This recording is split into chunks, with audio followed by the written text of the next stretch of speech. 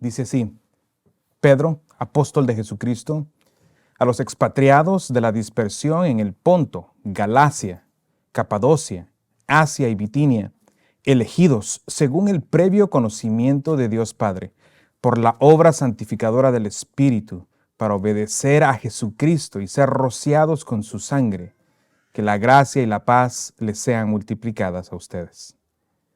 Bendito sea el Dios y Padre de nuestro Señor Jesucristo, quien según su gran misericordia nos ha hecho nacer de nuevo a una esperanza viva, mediante la resurrección de Jesucristo de entre los muertos, para obtener una herencia incorruptible, inmaculada, y que no se marchitará, reservada en los cielos para ustedes.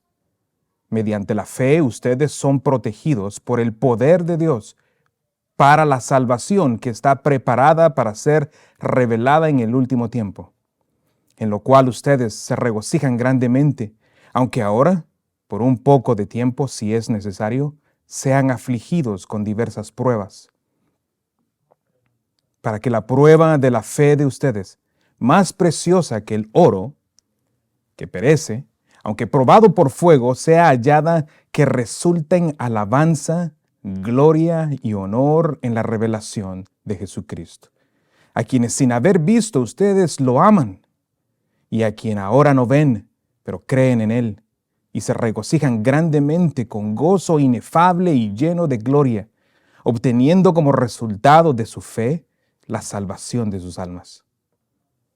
Acerca de esta salvación, los profetas que profetizaron de la gracia que vendría a ustedes, diligentemente inquirieron y averiguaron, procurando saber qué persona o tiempo indicada en el Espíritu de Cristo dentro de ellos, al predecir los sufrimientos de Cristo y las glorias que seguirían.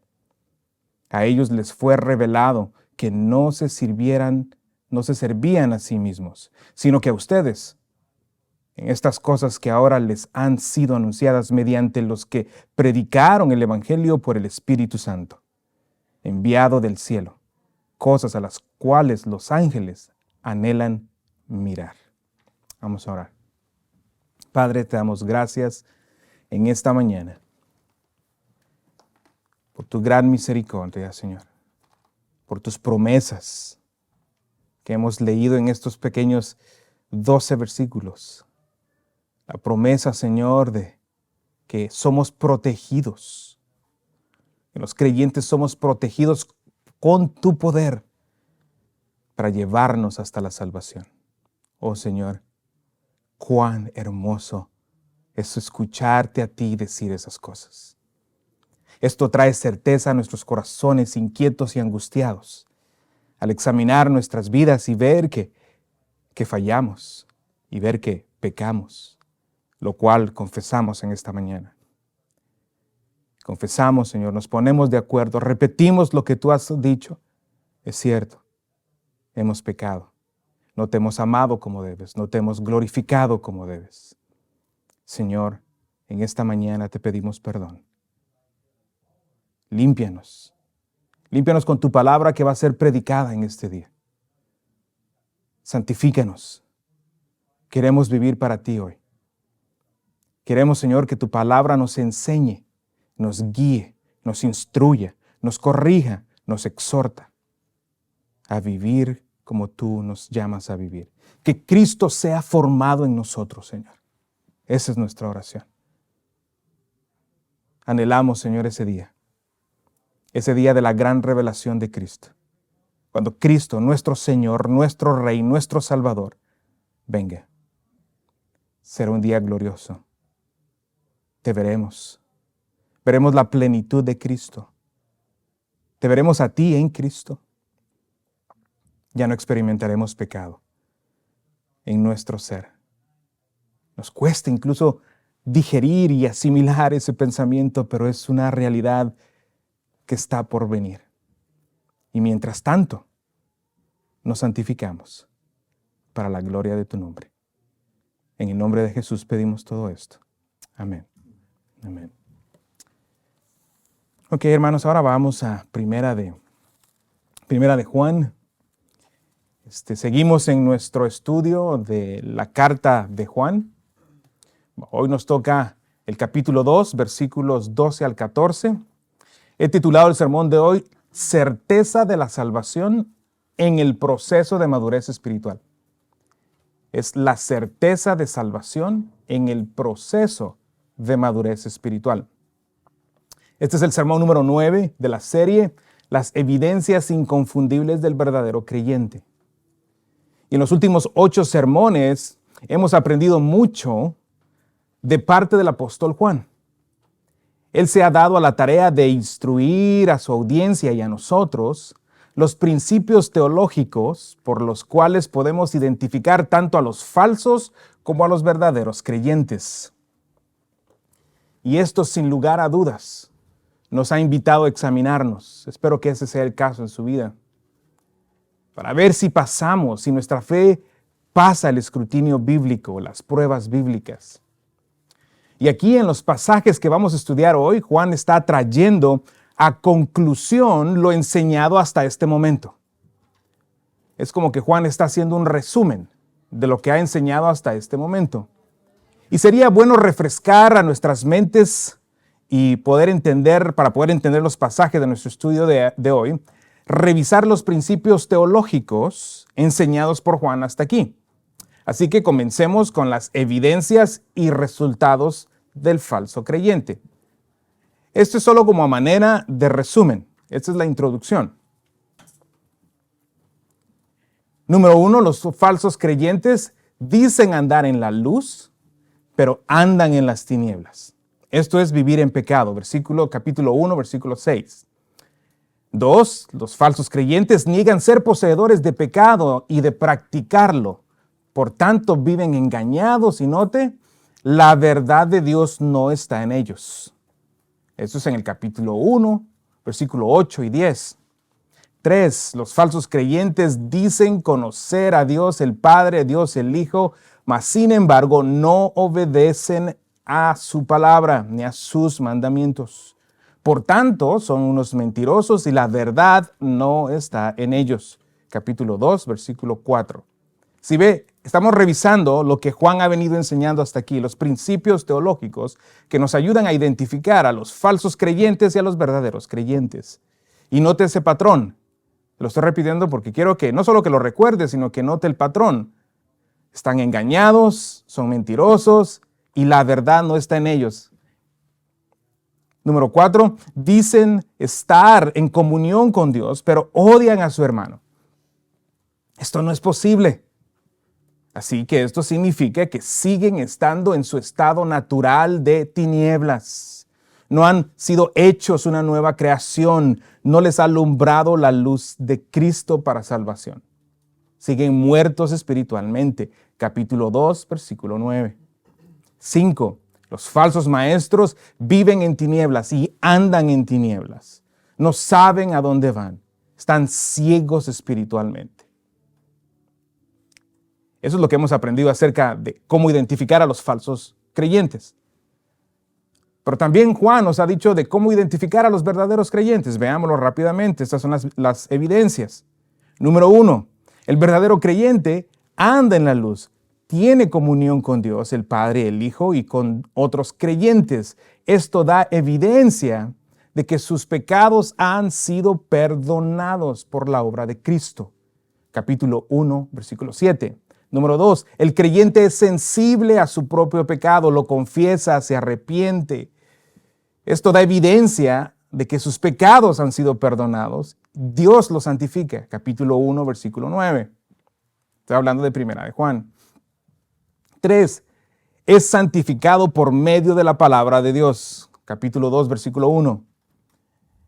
Y en caso de que llegara a pecar, tiene a Jesucristo por abogado defensor, quien intercede por él o por ella ante el Padre. Capítulo 2, versículo 1. Y si esto no fuera suficiente, el creyente tiene a Jesucristo como propiciación ante el Padre. Es decir, la ira de Dios fue completamente satisfecha por el pecado de este creyente. Ha sido propiciada. La muerte de Jesucristo en la cruz pagó por todos los pecados de este creyente, pecados en el pasado, presente y futuro. Capítulo 2, versículo 2. 6. El creyente obedece a la palabra de Dios y sus mandamientos. Esa es la evidencia más clara, objetiva, lo que se puede medir. Capítulo 2, del 3 al 6. El creyente, número 7, el creyente como resultado de su obediencia madura en el conocimiento del amor de Dios en su propia vida. Número 8, vive como Cristo. Número 9, ama a su hermano de forma sacrificial. Capítulo 2, del 7 al 11. Todos estos son los principios teológicos que identifican a los falsos y a los verdaderos creyentes. Hermanos, yo no sé si se han dado cuenta, pero en estos 8 sermones hemos hecho teología. Eso es lo que hemos hecho. Es decir, hemos hecho una definición a través de las Escrituras y podemos decir con certeza qué es lo que dice Dios con respecto a los falsos creyentes y qué es lo que dice Dios con respecto a los verdaderos creyentes. Una sana teología informa tu vida. Si el día de mañana tú te preguntas, ¿cómo sé si alguien es creyente? Bueno, revisa la lista que acabamos de repasar, porque esa lista ha sido el estudio de esta carta. Y aquí, al terminar aquí, es donde nuestro texto de hoy inicia. Es aquí donde Juan, después de enseñar todo esto, lo trae a una conclusión. Trae Juan una conclusión a lo que ha enseñado hasta aquí. Y al dirigirse a su audiencia, el apóstol se refiere a ellos como hijos, padres y jóvenes. Estoy hablando del capítulo 2, versículo 12 al 14. A su audiencia, él se dirige como hijos, padres y jóvenes. Esto lo hace de manera metafórica, no es algo literal. Y lo hace para apuntar a la madurez de su audiencia en Cristo, la cual él después prosigue a elogiar. Él va a elogiar esta madurez, diciendo que han llegado a conocer al Padre. Esto es lo que Juan va a decir de ellos, que ellos han llegado a conocer al Padre, al Hijo, que han vencido al diablo, que son fuertes espiritualmente y que la palabra de Dios habita en ellos. Esto lo hace Juan para comunicarles que ellos, los verdaderos creyentes, son poseedores de la salvación, trayendo así certeza de la salvación a su audiencia. Este es Juan dándole certeza de salvación a las personas que están en la segunda lista que acabo de decir. Es certeza. Así que a la luz del contexto podemos decir que sí había verdaderos creyentes que estaban viviendo la auténtica vida cristiana, los de la lista número 2. Ahora también podemos identificar que la condición de madurez espiritual de estos creyentes parece no ser la misma. Como ya mencioné, Juan se dirige a ellos como padres, jóvenes e hijos. Lo que Juan está haciendo aquí es describir de manera poética, usando esta metáfora, la madurez de los hermanos a quienes él se está dirigiendo. Ahora hay diferentes argumentos con respecto a esta interpretación de estos pasajes y solo voy a mencionar que si los tomáramos literalmente, tendríamos que decir que Juan se está refiriendo solo a hombres, no a mujeres. 2 de los 3 sustantivos, padres y jóvenes, están en género masculino. Y los niños es neutro, lo cual no puede ser, pues Juan se dirige a las iglesias locales. Juan está hablándole a toda la iglesia. Por eso concluimos que es mejor entenderlo de manera metafórica, de manera poética. Cuando él se refiere a padres, jóvenes e hijos, está hablando del nivel de madurez de esta audiencia a la cual él está comunicando certeza de la salvación. Certeza de la salvación. Así es que estas designaciones o etapas representan el nivel de madurez de los creyentes verdaderos. En los versículos 12 al 14. Así que veamos y vamos a leer el pasaje, primera de Juan 2, 12 al 14. Dice así: Les escribo a ustedes, hijos, porque sus pecados les han sido perdonados por el nombre de Cristo. Les escribo a ustedes, padres, porque conocen a aquel que ha sido desde el principio. Les escribo a ustedes, jóvenes, porque han vencido al maligno. Les he escrito a ustedes, niños, porque conocen al Padre. Les escribo a ustedes, padres, porque conocen a aquel que ha sido desde el principio. Les escribo a ustedes, jóvenes, porque son fuertes y la palabra de Dios permanece en ustedes y han vencido al maligno. Oremos. Padre, en el nombre de Jesús, una vez más, venimos incansablemente en oración a ti, con necesidad de poder entender esto, con necesidad de poder entender el principio teológico que yace aquí en esta palabra tuya. Señor, yo necesito que me ayudes para poder explicar, predicar tu palabra. Necesito que ayudes a nuestros hermanos. Ellos lo saben, ellos necesitan de tu ayuda. Ayúdanos, Señor, abre nuestros ojos para ver tus maravillas y someter nuestras vidas a tu palabra y aplicarla, no de manera legalista, sino porque te amamos, porque queremos darte gloria y anhelamos ver a Cristo formado en nosotros. En el nombre de Jesús lo pedimos. Amén.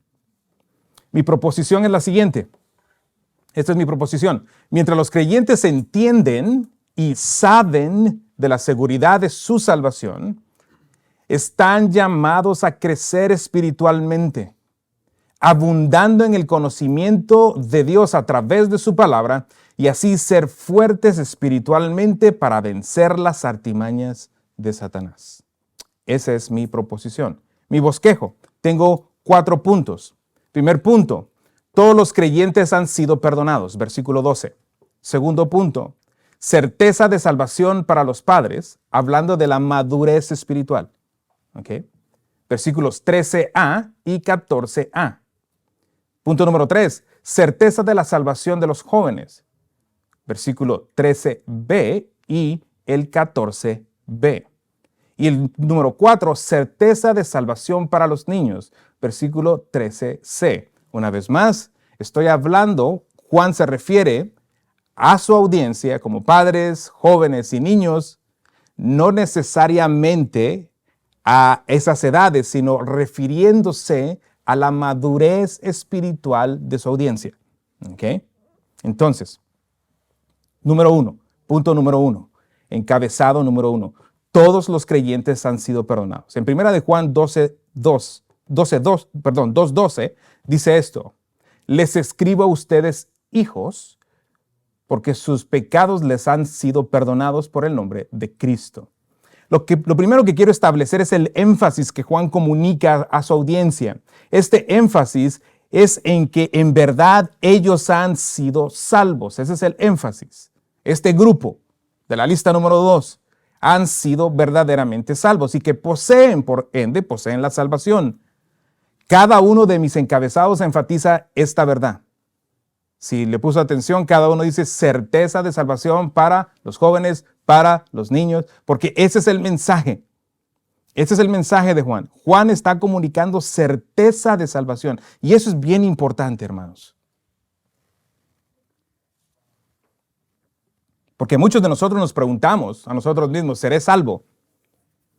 Muchos de nosotros, si encontramos a otros hermanos en la fe que creen que la salvación se pierde, no sabemos cómo argumentar. No estoy diciendo que debemos de ser alguien que esté peleando, pero tenemos que defender la sana doctrina. Y en estos pasajes usted puede ver la intención de Juan comunicando esa verdad. Hay certeza de la salvación. Hay certeza de la salvación para los verdaderos creyentes. Esta certeza no es para los falsos creyentes. Ahí en versículo 12, véalo conmigo. Dice que sus pecados les han sido perdonados. ¿Okay? En el versículo 13, véalo ahí conmigo. Dice que han llegado a conocer a Cristo. Es este mismo grupo. Ellos han llegado a conocer a Cristo. Pregunta, ¿puede alguien conocer a Cristo en su estado natural? ¿Conocer a Dios? No, es imposible. O sea que si han llegado a conocer a Cristo, esto tiene la implicación de que estos han sido regenerados. Esa es la implicación. Como en el versículo 12, si han sido perdonados sus pecados. ¿Dice ahí que sus pecados serán perdonados? No, han sido algo que ya sucedió, hecho. Vea el lenguaje. Eso comunica certeza. Eso está comunicando certeza. Dice que han vencido al maligno. Esto puede ser el mal en sí, el mal, la maldad, el pecado en ellos, o puede ser el Satanás mismo o algún demonio. Son vencedores. ¿Puede alguien en su estado natural hacer eso? Imposible. Eso es imposible. Entonces, estos son indicadores de la certeza que Juan está queriendo comunicar. Son fuertes espiritualmente y la palabra de Dios vive en ellos. Versículo 14. Vea de manera como una ametralladora. Versículo 12, 13, 14. Sus pecados han sido perdonados. Han llegado a conocer a Cristo. Han vencido a Satanás. Son fuertes espiritualmente. La palabra de Dios vive en ustedes. Eso comunica certeza. Eso no es algo ambiguo.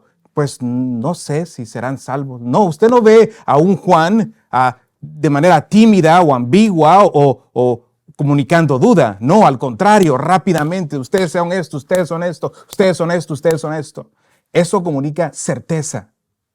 Cada una de estas declaraciones comunica eso. Juan no dice esto de los falsos maestros. Entonces estos pasajes están enfatizando la certeza de los creyentes. Entonces vea la frase ahí. La frase les escribo aparece 3 veces y la frase les he escrito aparece 2 veces en el versículo 14. Son los mismos verbos, pero en diferente tiempo. Otra manera de entender esto sería les escribo o les he escrito es que Juan desea comunicar esto a su audiencia. Vea esa intención. Este énfasis, les escribo o les he escrito, comunica el deseo de Juan de querer comunicar esta verdad a su audiencia. Él no quiere que su audiencia quede en el limbo, quede ignorante de su realidad espiritual. Eso es importante. ¿Usted no quiere tener seguridad de su salvación? Yo creo que quiere tenerla. Pero usted no quiere tenerla porque un pastor sea muy ingenioso y le diga que porque hizo una profesión de fe o porque aceptó a Jesús en su corazón, entonces es salvo. No, lo que usted quiere tener es verdadera certeza. Y esto comunica verdadera certeza porque esta certeza está basada ¿en qué? En lo que Juan ha venido enseñando hasta el día de hoy. Juan no salió con esto de la nada y de repente les dijo esto. No, esto es el resultado de la enseñanza de Juan. En otras palabras, la certeza que Juan está comunicando es una certeza basada en las evidencias del verdadero creyente. Y nosotros tenemos que examinar nuestra vida a la luz de eso. Él quería comunicar esta verdad a ellos, la certeza de la salvación. Hermanos, esto es hermoso, pues Dios no nos ha dejado a la deriva, tratando de averiguar o adivinar si somos salvos o no. Pienso en los arminianos, quienes creen que la salvación no es segura y que no se puede tener certeza de ella. Los autores bíblicos con gran ánimo y gozo nos comunican que los verdaderos creyentes pueden tener certeza. Acabamos de leer a Pedro. ¿Qué dijo Pedro? Que es por el poder de Dios que los creyentes son llevados hasta la meta de salvación. Estoy convencido por las Escrituras que los autores bíblicos son calvinistas, no son arminianos, porque nos dan la certeza de la salvación. Nosotros creemos en la seguridad de la salvación no porque seamos calvinistas, sino porque somos bíblicos. Eso es lo que la Escritura nos enseña enfáticamente. Enfáticamente. Y mi trabajo como pastor es comunicarles a ustedes esa verdad y que ustedes la entiendan. Y que ustedes puedan examinarse. Si alguien dice que Dios dice en su palabra que la salvación no está segura, dos pueden ser las razones. Una, no han leído estos pasajes, o dos, no le dan la importancia a la autoridad de la Biblia. Es más importante lo que el Concilio de las Asambleas de Dios dice, por ejemplo. Pues ellos tienen en sus declaraciones, tienen que ellos creen que la salvación puede perderse. Entonces, mi trabajo como pastor es equiparlos a ustedes. Para que ustedes, hermanos, no se preocupen. Los verdaderos creyentes, los de la lista número 2, ¿ok? No se preocupen en que si son salvos o no. No, esa energía debe enfocarla ¿en qué? En su santidad. En su santidad. En su santidad. Ahí es donde usted debe enfocar esa energía. Sigamos con nuestro texto. Ahí podemos ver la frase ustedes. Estos son los creyentes. Juan está siendo muy intencional al apuntar a quiénes se está refiriendo. Él dice a ustedes. Y también les llama hijos. La raíz del griego hijos, en griego teknon, esta palabra quiere decir bebés recién nacidos. Por ejemplo, la Septuaginta, y la Septuaginta es la traducción del Antiguo Testamento al griego, usa esta raíz en Génesis 3:16 para traducir la palabra hijos. Génesis 3:16 dice, a la mujer dijo, este es el Señor, en gran manera multiplicaré tu dolor en el parto, como con dolor darás a luz a los hijos, a los bebés. La palabra ahí es teknon. ¿Por qué es esto importante? Porque comunica el estado espiritual de a los que se está refiriendo. Juan tiene en la mente a creyentes que han sido hechos nueva criatura, han sido regenerados, han nacido de nuevo. Esto es un requisito para ser salvo. Nuestro Señor Jesús lo dijo.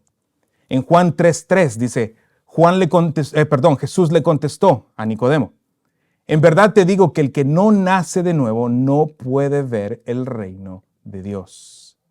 Es decir, Juan se está dirigiendo a aquellos hombres y mujeres que se arrepintieron de sus pecados, esa es la implicación, y creyeron en Jesucristo, se arrepintieron y creyeron.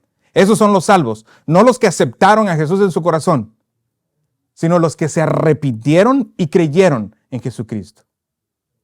Esto solo es posible cuando el Espíritu Santo trae convicción al corazón de la persona. Cuando lo hacen nacer de nuevo, esa persona ahora puede ver su condición de pecado, la cual desecha, aborrece, se arrepiente y al mismo tiempo ve a Cristo como Salvador, entonces pone su fe en Él.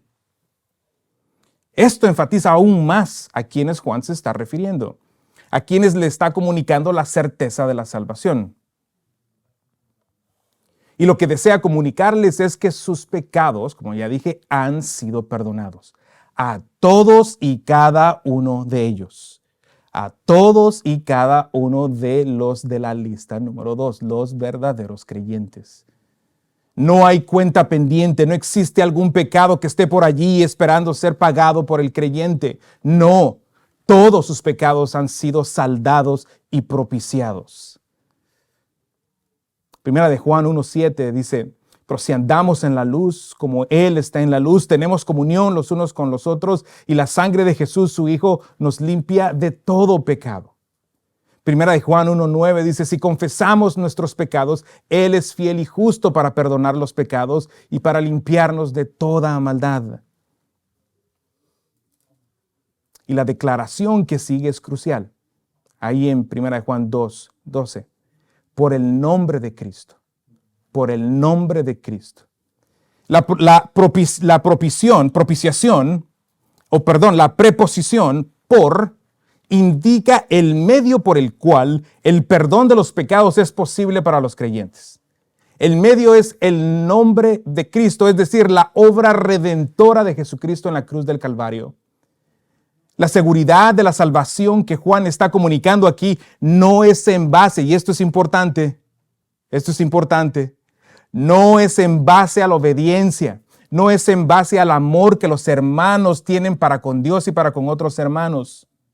No, no es una salvación por obras, es una salvación por gracia. Y esto es importante, hermanos, porque ustedes han estado escuchando por los últimos 8 sermones que el creyente debe de comportarse así, debe de comportarse así. Y es cierto, es cierto. Y puede tener usted la tendencia de pensar, bueno, tengo que hacer todas estas cosas para ser salvo. Pero no es lo que Juan está comunicando. Y yo me quiero asegurar de que usted no entienda eso. Juan es muy claro en su palabra. Es por medio de Jesucristo. Es a través de la obra de la cruz de Jesús que los creyentes son salvos. No es por obras. Nunca ha sido así. Las obras son la evidencia. Ese ha sido el argumento de Juan. Y eso es importante que usted lo entienda. Porque sería una tragedia que usted saliera de aquí pensando, bueno, entonces tengo que hacer todo esto para ser salvo. Sería una tragedia. La tragedia sería porque el día que usted muera, usted va directo al infierno. Porque ha confiado en sus obras para su salvación, no en Cristo. Eso sería una tragedia. Es mi trabajo, es mi responsabilidad que usted entienda lo que Juan está diciendo. Juan se está comunicando a hombres y mujeres que han sido perdonados. No está diciendo Juan que son sus obras quienes les han salvado. Entonces, de manera general, Juan se comunica con todos ellos. Ahora, en punto número 2. Ahora Juan va a dirigirse a cada una de esas etapas de madurez en este grupo de creyentes. Por eso creí importante gastar un poco de tiempo aquí, porque quiero que usted entienda y sepa que Juan tiene en mente que ciertamente los creyentes no están todos en el mismo nivel. Y eso es una realidad. En esta habitación misma, no todos estamos en el mismo nivel. No todos estamos en el mismo nivel. Mas, sin embargo, eso no determina nuestra salvación. La salvación ya está hecha. Por eso es que me he detenido y he explicado el versículo 12, y siendo tan enfático. Y creo que eso es lo que Juan tenía en mente. Juan quiere comunicar que su salvación es segura, que no depende de ellos, sino de Cristo.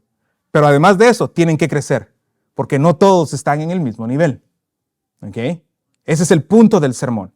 Entonces, pero al mismo tiempo y de manera divina, a través, cuando comienza él a describir estas etapas en el creyente, comunica certeza. Es decir, usted no puede decir, bueno, yo no soy tan maduro, así que no sé si soy creyente. No puede decir eso.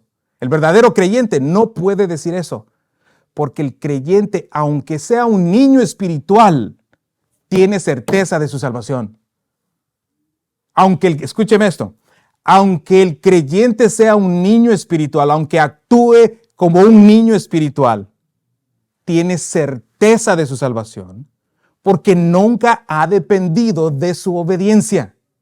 Siempre ha dependido de la obra de Cristo. Y eso es importante, hermanos, porque todos nosotros aquí estamos en ese proceso de santificación. Todos estamos en ese proceso de santificación. Y todos pecamos. Y puede ser que usted comience a pensar, bueno, a lo mejor no soy salvo porque estoy pecando.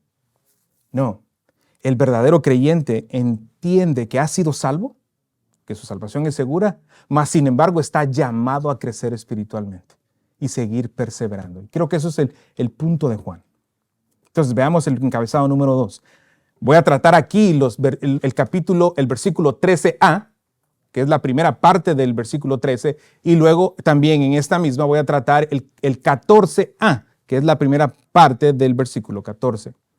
Juan inicia la descripción de madurez de estos creyentes de forma descendente, es decir, de arriba para abajo. Inicia con el nivel de madurez que todo creyente está llamado a alcanzar. Los que son ya maduros en la fe. Estos son los que él llama padres. Padres. Leámoslo. Dice 1 Juan 12:13. Dice, les escribo a ustedes padres porque conocen a aquel que ha sido desde el principio. En el versículo 14a dice, les escribo a ustedes padres porque conocen al que ha sido desde el principio. podemos darnos cuenta de que ambos textos dicen exactamente lo mismo. Así que deducimos que esto es enfático. Esto es enfático. Dos cosas para observar en este pasaje. Número uno, Juan se dirige al estado de madurez espiritual de este creyente. Este es alguien maduro, que ha alcanzado una madurez espiritual. Número dos, Juan le comunica la certeza de salvación. Conocen a aquel que ha sido desde el principio. Hay un conocimiento. No solo un conocimiento por haber llegado a Cristo, es decir, que el Señor abrió su mente y ahora conoció, sino también implica el conocimiento de Dios, el conocimiento a través del estudio de la palabra, el conocimiento a través de la meditación de la palabra, pero no un conocimiento, no un aprendizaje casual. Esto no es un aprendizaje casual. Esto no es que el hermano maduro va a leer un devocional de 2 minutos al día y eso es todo. Ya su alma está tranquila. Nunca alguien va a llegar a la madurez de esa manera. Nunca. Es salvo, pero será un niño. Actuará como niño. Hará cosas inmaduras como un niño. Hablará y responderá como un niño. Y a veces los niños son difíciles. ¿Quiénes tienen niños? Ninguno. Todos tenemos niños, sabemos eso. Sabemos eso, que los niños son difíciles porque no obedecen, no entienden razón. Bueno, un niño espiritual puede actuar así. Este hombre al cual Juan se está refiriendo ha llegado a ese estado de madurez no leyendo un devocional que le tomó 2 minutos. Esos que están en el escritorio, que usted le da vuelta y dice la fecha y ahí dice 2 líneas y ya el Señor me habló. No, esto implica diligencia, esto implica dedicación, esto implica sacrificio, esto implica que después de sus 8 horas de trabajo, usted atiende a su esposa, atiende a su esposo y se dedica a estudiar la Biblia. Esto implica en nuestros tiempos que nosotros no tenemos excusas, hermanos, tenemos recursos en abundancia.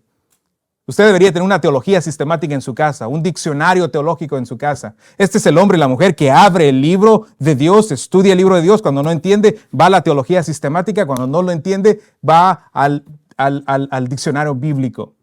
Ese es el hombre y la mujer que llega a esta madurez de conocimiento, conoce a Dios. A este hombre, a esta mujer no se le puede decir que la salvación se pierde. Porque él o ella te argumentaría muy amablemente que estás equivocado. Y te lo enseñaría en la Escritura. Porque a ella o a él no se lo han dicho.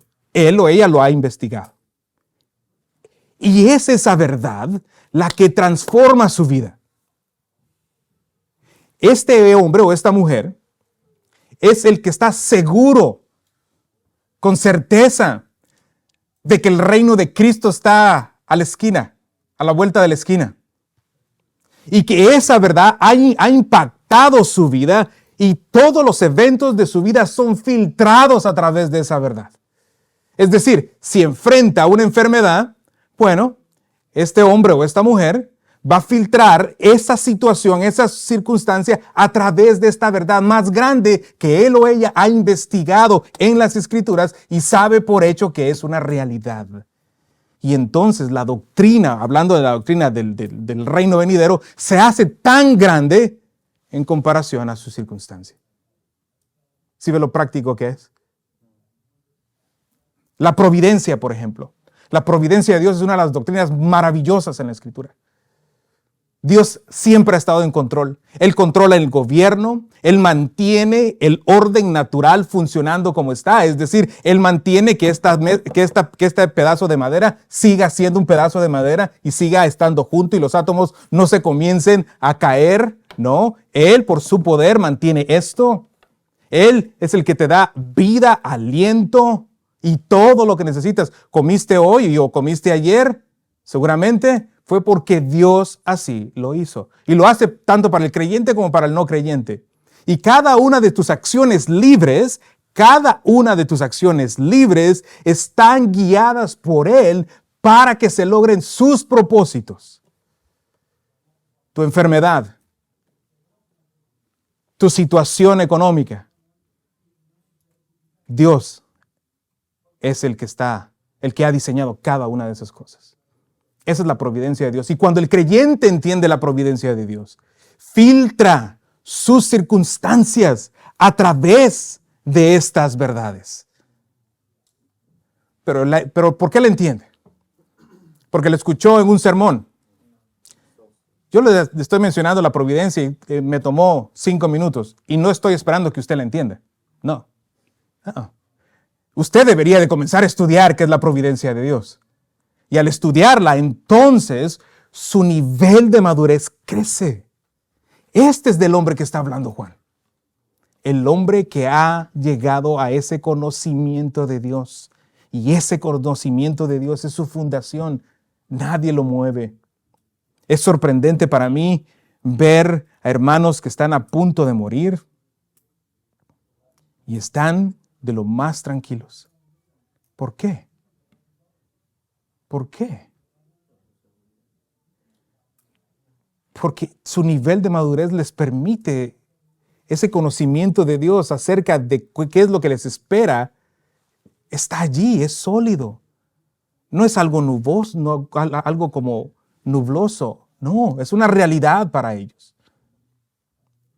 Eso es lo que provoca el estudio de la palabra de Dios, lo que provoca esta madurez, hermanos. Ellos han sido instruidos por 2 Timoteo 3:16, que dice, toda la escritura es inspirada por Dios y útil para enseñar, para reprender, para corregir y para instruir en justicia. Toda la palabra de Dios.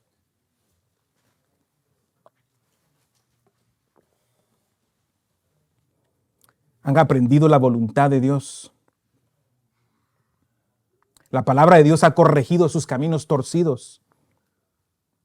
La palabra de Dios le ha mostrado el error de su pecado. La práctica de la aplicación de la palabra de Dios a través del tiempo lleva al creyente a la madurez. Ciertamente a mí me encantaría, les voy a confesar, que esto fuera como el microwave, ¿verdad? Como el microwave, el microondas. Nos meten 1 minuto al microondas y ya estamos listos, ya sabemos todo, pero no.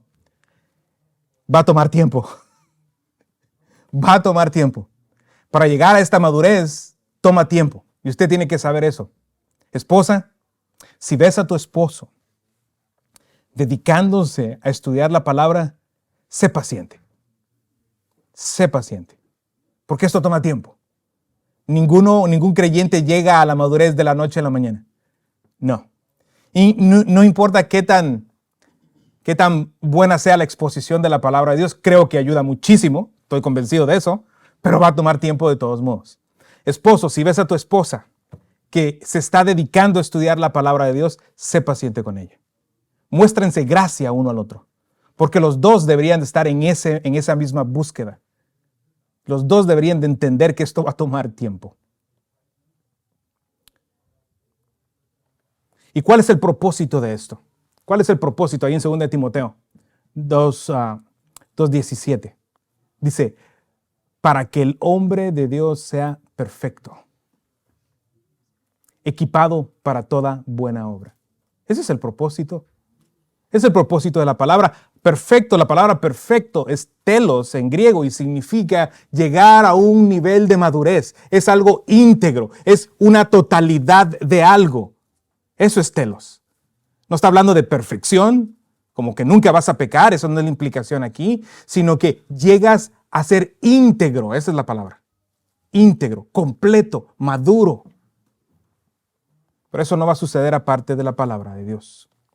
Capacita a la persona, hermanos, para hacer una tarea específica. Te equipa para hacer una tarea específica. Hermanos, ustedes y yo necesitamos, hombres, ustedes y yo necesitamos ser mejores esposos. Nosotros necesitamos ser mejores esposos porque no somos lo que debemos de ser. No somos. No estamos equipados, pero la palabra de Dios nos equipa. Es lo que dice 2 Timoteo 2:17. Nos equipa, nos prepara para una tarea específica. No creas que vas a llegar a ser el esposo creyente que Dios te está llamando a ser con 2 minutos de lectura bíblica. Es imposible. No es que no eres salvo, es que vas a sufrir. Y vas a hacer sufrir a tu esposa y vas a hacer sufrir a tus hijos. Porque tendrán que lidiar con un hombre de 40 años que actúa como un niño.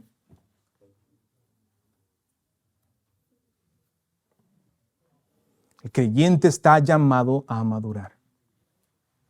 Y lo mismo pudiera decir de las esposas. Lo mismo. No actúes como una niña espiritual. Dedícate a estudiar la Biblia. ¿Qué es lo que dice el Señor? No eres la esposa que Dios te está llamando a ser. No lo eres. ¿Cómo lo sé? Esa es la condición de todo creyente. Estamos en ese proceso. Si me dices que ya llegaste, creo que estarías mintiendo. Pero la palabra de Dios te equipa. Te dice. Es clara. Te equipa, hermana. Esto es importante. Esa es la aplicación de este encabezado. Ok, encabezado número 3, perdón. La certeza de salvación para los jóvenes. Versículo 13b y 14b. Dice, les escribo a ustedes jóvenes porque han vencido al maligno. Y el 2.14 dice, les escribo a ustedes jóvenes porque son fuertes y la palabra de Dios permanece en ustedes y han vencido al maligno. Vea cómo Juan, si ustedes se acordarán cuando hice la introducción de la epístola, mencioné que la manera de pensar de Juan no es una manera lineal de pensar, sino una manera circular. Ya nos ha hablado de algo y regresa, o sea, como que se repite. Se parece a Alex, ¿verdad? Ajá, que como que se repite mucho, ¿verdad? Ok, pero Juan, inspirado por el Espíritu Santo, cada vez que se repite, agrega algo más de información. Y este es el caso aquí. En el 2.13 dice, les escribo a ustedes jóvenes porque han vencido al maligno. Un versículo después dice, les escribo a ustedes jóvenes porque son fuertes y la palabra de Dios permanece en ustedes y han vencido al maligno. Aquí nos dio más información acerca de este grupo. Entonces, ya vimos la etapa de madurez a la que todo creyente aspira, a la que está llamado a alcanzar, la cual la presenta Juan como padres. Ahora Juan se dirige su atención a los creyentes que no han llegado a la madurez espiritual, pero que están justo a la mitad, por así decirlo, a la mitad del camino. No actúan como niños en la fe, pero tampoco han llegado a la adultez o a la madurez en la fe. Juan les llama jóvenes. Este creyente se encuentra justo en el medio, ya entendió lo básico de la fe cristiana, pero aún le falta entender mucho. Sin embargo, de acuerdo con las descripciones de Juan, y esto es importante, estos jóvenes son sólidos en la fe cristiana. A pesar de no ser maduros, de no haber alcanzado la madurez, son sólidos en la fe cristiana. Juan los describe así, como vencedores del maligno. Puede ser esto el mal en ellos mismos, el mal que les rodea o Satanás mismo. ¿Okay? Como los describe como alguien fuerte espiritualmente, como alguien que vive en la palabra y la palabra de Dios vive en ellos. Exploremos un poco más estas características. Número 1, como vencedores del maligno o vencedores de la maldad. La palabra vencido es un verbo perfecto. Esto indica una acción hecha en el pasado. Es decir, que no es que van a vencer o que están venciendo, sino que ya vencieron. Ya vencieron. Y este verbo vencer tiene la raíz griega nike, que significa victoria. Estoy seguro que usted conoce esa palabra, pero usted la conoce como Nike. Nike, yo estoy leyendo como se escribe, es victoria, eso es lo que significa, victoria. Esa fue propaganda para Nike, ¿verdad? Ahí lo quitan del sermón. Ajá. ¿Y a quién han vencido? al maligno, literalmente el malvado. Y en cierto sentido esto puede estar personificando a la maldad. Tiendo a pensar que en este caso el verbo, mejor dicho, el verbo está en voz activa, es decir, ellos están haciendo la acción de vencer. Esto, hermanos, en otras palabras, es no solo que han vencido por la obra de Cristo, sino que ellos mismos están continuamente negándose al pecado y a la maldad. Estos son los jóvenes que activamente, cuando digo jóvenes, son los que están, estos hermanos que están en la fe en este estado, que están constantemente, son sensibles a su propio pecado. Son sensibles al pecado que les rodea y lo rechazan. Activamente lo están haciendo. Número 2, dice como alguien fuerte espiritualmente. La palabra fuerte tiene la idea de un hombre físicamente fuerte y armado, listo para cuidar su casa. Estos, a pesar de su juventud en la fe, están firmemente fundados sobre la sana doctrina, listos para presentar defensa de la fe cuando se les demande. Listos para responder en obediencia y fe cuando se encuentren enfrentando dificultades, listos para responder ante sus propias tentaciones. Son fuertes en la fe. Como bien lo dice Hebreos, tienen los sentidos ejercitados para discernir el bien y el mal. Estos, por su juventud en la fe, no serán arrastrados por los falsos maestros que salieron de la iglesia. Es importante el contexto. Sabemos que en el contexto de Primera de Juan salieron falsos maestros y sabemos, como vamos a estudiar en el futuro, que estos están activamente tratando de engañarlos. Esto no va a ser el caso. Estos jóvenes fuertes no van a ser víctimas de ellos. En lo absoluto. Son fuertes espiritualmente. La palabra de Dios permanece en ellos y la implicación es que ellos permanecen en la palabra de Dios. Ellos no van a ser víctimas, ya no son niños. Ser niño espiritual, dije hace un momento, vas a hacer sufrir a tu familia, y es cierto, pero no solo eso, tiene riesgos. Tiene riesgos. Efesios 4:14 dice, entonces ya no seremos niños sacudidos por las olas y llevados de aquí para allá por todo viento de doctrina, por la astucia de los hombres, por las artimañas engañosas del error. Los creyentes débiles son presa fácil de la falsa doctrina. Presa fácil. Son presa fácil de los falsos maestros, de los hombres engañadores que utilizan métodos astutos para desviar a los débiles. A los que Juan se refiere aquí, estos son fuertes, estos han madurado. Eso es lo que se espera de ti, hermano. Hermana, eso es lo que se espera de ti. Eso no es lo que Grace Bible Church espera de ti. Eso no es lo que tu pastor espera de ti. Eso es lo que Dios espera de ti. Eso es lo que Dios demanda de ti. Que crezcas, que seas fuerte espiritualmente. Nosotros en Grace Bible Church hacemos nuestra parte, lo que estamos llamados a hacer. Colosenses 1:28. A Él nosotros proclamamos, amonestando a todos los hombres, enseñando a todos los hombres con toda sabiduría, a fin de presentar a todo hombre perfecto, otra vez telos, de la raíz telos, maduro en Cristo. Ese es nuestro trabajo. Nuestro trabajo es exponer la palabra de Dios a ti, exhortarte, instruirte, y tu trabajo es quemarte las pestañas, estudiando y aplicando la palabra de Dios. Ese es tu trabajo. Eso es lo que se espera de ti, lo que Dios espera de ti.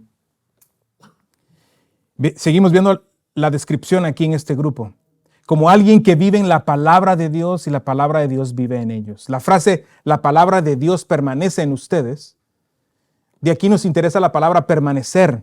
Este es un verbo presente activo, la raíz griega meno, que tiene la idea de residir o continuar en el mismo lugar. Es decir, Juan está indicando la realidad de este grupo en ellos.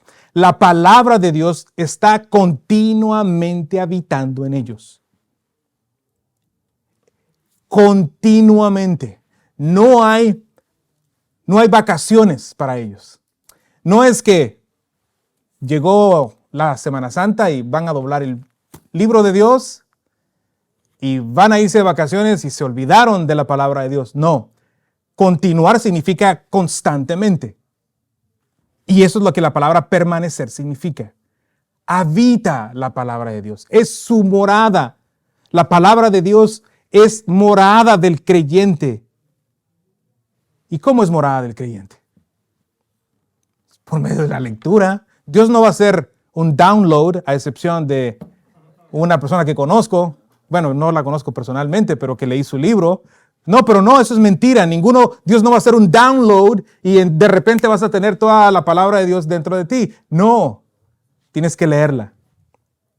Una descarga de información. Dios no va a hacer una descarga de información a tu corazón. No, tú tienes que, por eso dije, tienes que quemarte las pestañas. Usé ese modismo para decir, tienes que leer la Biblia. Tienes que leer la Biblia para que de manera continua habite en ti. Estas son las características de los jóvenes. Son fuertes espiritualmente. Estos son, hermanos, Salmo 119, del 1 al 8. Esto caracteriza a este hombre, a este grupo. Es un amante de la palabra de Dios. Y la juventud tiene eso, ¿no? Cuando estás joven eres entusiasta. Estás animado. Quieres hacer las cosas. Creo que cabe perfectamente en la analogía que Juan nos quiere poner aquí. Un hombre que ama a Dios y desea conocerlo y paga el precio de leer la palabra de Dios, está entusiasmado con la palabra de Dios. Entusiasmado en el buen sentido. No es que se vuelve un emocionalista, no, sino está entusiasmado. Yo creo firmemente que todo creyente debe de estar entusiasmado con la palabra de Dios, en el buen sentido de la palabra. Vea lo que dice Salmo 119, del 1 al 8. Con respecto al hombre que ama la palabra de Dios. Cuán bienaventurados son los de camino perfecto. Ya entendemos que cuando dice perfecto quiere decir maduro, ¿verdad? Los que andan en la ley del Señor. Cuán bienaventurados los que guardan sus testimonios y con todo el corazón lo buscan. No cometen iniquidad, sino que andan en sus caminos. Tú has ordenado tus preceptos para que los guardemos con diligencia. Ahora, él se está dirigiendo a Dios. Este hombre bienaventurado. Él se está dirigiendo a Dios, está haciendo un monólogo. Está diciendo, tú has ordenado tus preceptos para el propósito, para que los guardemos con diligencia. ¿Saben lo que significa diligencia? Esfuerzo, arduo. La implicación es arduo trabajo. Conozco a algunos de ustedes que trabajan en construcción y trabajan con diligencia. Y cuando digo eso, quiero decir que están trabajando duramente. Es un trabajo arduo. Guardar los preceptos del Señor implica que tienes que trabajar duro. Versículo 5. Ojalá mis caminos sean afirmados para guardar tus preceptos. ¿Escuchaste esa palabra? Ojalá. Ese es el deseo de su corazón. Él anhela que esta palabra viva en él. Lo anhela. Como el impío anhela tener la casa más grande y eso lo va a hacer feliz. Que no hay nada de malo tener una casa grande. Eso no es el punto. Pero quiero que vea dónde está el corazón del creyente. Quiero que vea dónde está el corazón del creyente. El creyente anhela. Ojalá mis caminos sean afirmados para guardar tu palabra. El creyente anhela ser afectado, cambiado por la palabra de Dios. Esa es la actitud del creyente que está en esta etapa. Anhela, desea la palabra de Dios. Anhela que sea impactado, sea cambiado. Paul Washer hizo esta ilustración hace muchos años y se la voy a copiar, pero el crédito es de él. Él dijo que una de las evidencias de que si alguien es creyente o no, es que se ha sido cambiado por la palabra de Dios. Y esta es la ilustración que él dio. Él dijo, si un semi-truck, un tráiler de 18 llantas te choca, ¿quedarías igual? ¿Quedarías igual? No, imposible.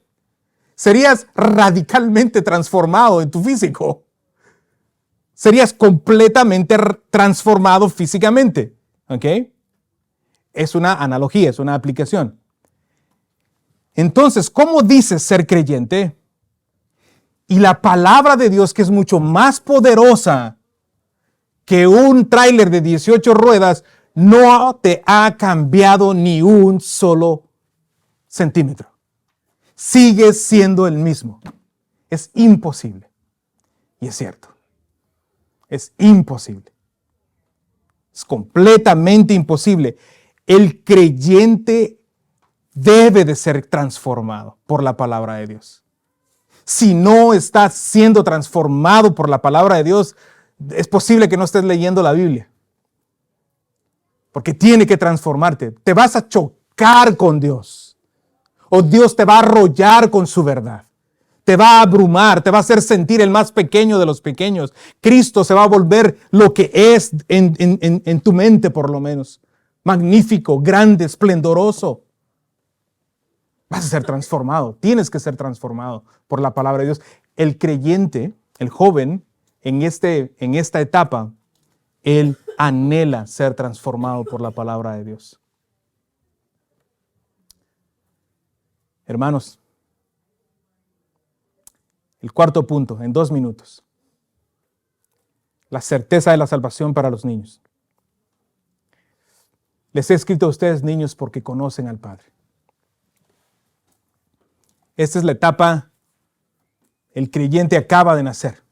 El Señor lo hizo nacer de nuevo. El Señor, después de haber escuchado el mensaje del Evangelio, el Espíritu Santo abrió sus ojos, vio su pecado, se arrepintió, vio a Cristo por lo que es el gran Salvador, puso su fe en Él y ahora es un bebé cristiano. Es un bebé cristiano. Y ahora hay necesidad de que este creyente comience a crecer. Y esto implica muchas cosas, hermanos. Nosotros como iglesia tenemos que comenzar a cuidar a este hermano. Ustedes saben que un bebé no se cuida solo, ¿verdad? No se cuida solo. Él no se cambia los pañales solo. No es que vayamos a cambiar pañales aquí a nadie. No vamos a cambiar pañales. Pero ciertamente implica que los más maduros tienen que cuidar de estos hermanos que acaban de nacer a la fe. Tienen que cuidarlos. Tenemos que cuidar de ellos.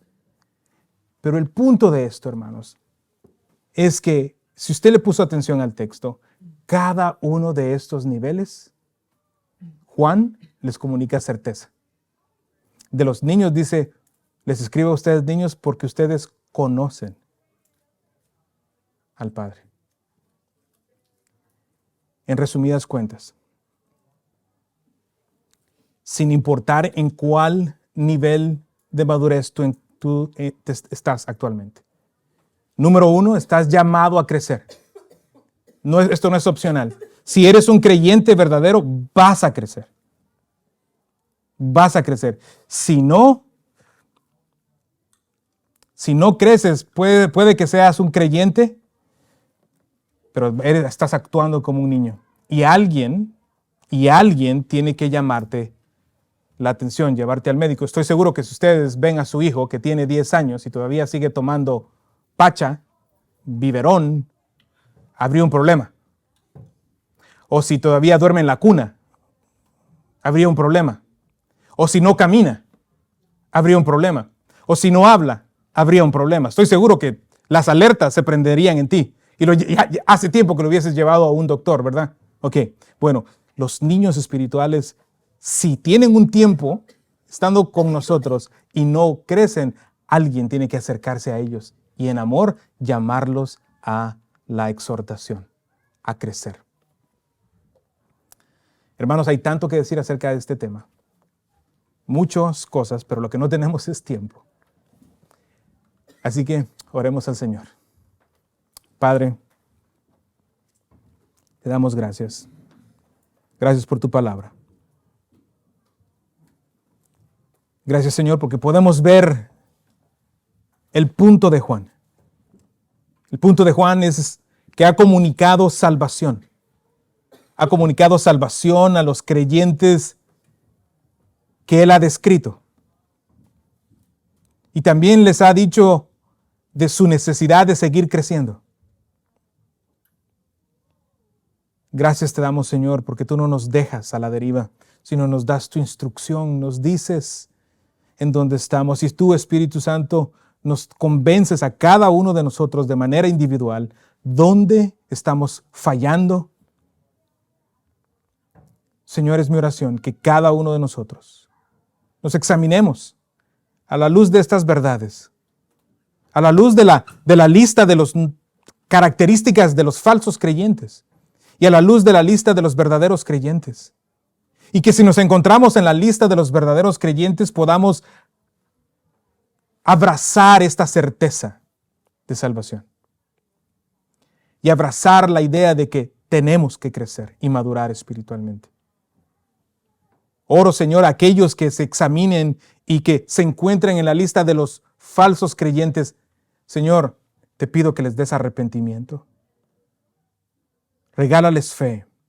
Hazlos nacer de nuevo. Abre sus ojos.